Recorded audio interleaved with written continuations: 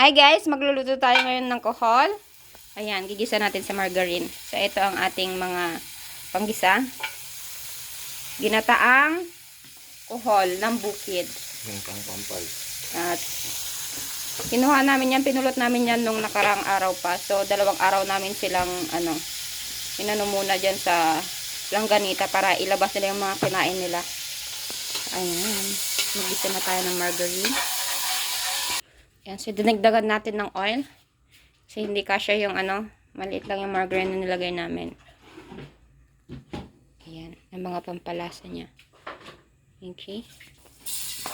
Magisa na tayo. Ayan.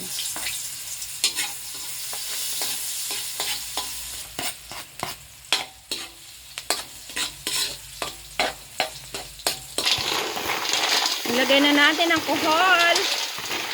Ayan. Napakadami.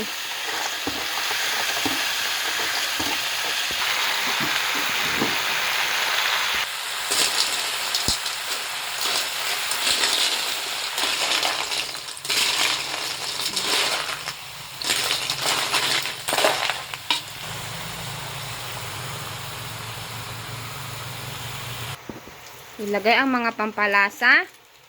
Ayan. Timplahan nyo na according to your kagustuhan. Ayan, paminta. Okay. Lagyan natin ng pampaalat, bagoong. Sa mga Ilocano dyan, bagoong is life.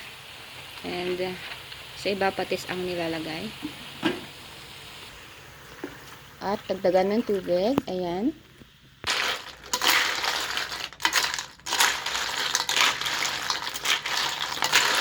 Huli na yung gata. Nahuli daw ang gata. So, ayan, nakalipas ang ilang minuto at kumukulo-kulo na ang tubig. Kumukulo-kulo na. Lagay na natin ang ating gata. Ayan.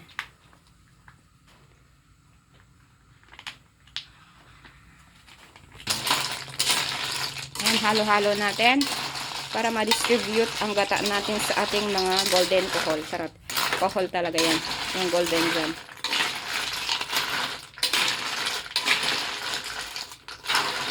Ayan, natanggal na ang tali ng ating lemongrass.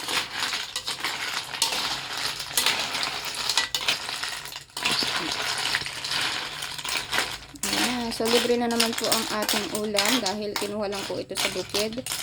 Ayan, bumili lang po tayo ng gata.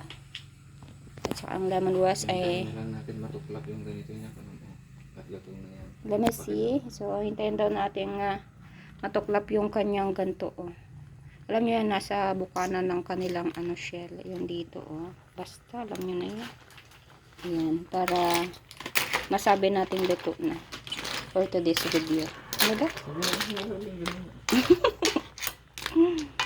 Okay. So, that's it for today. Thank you for watching.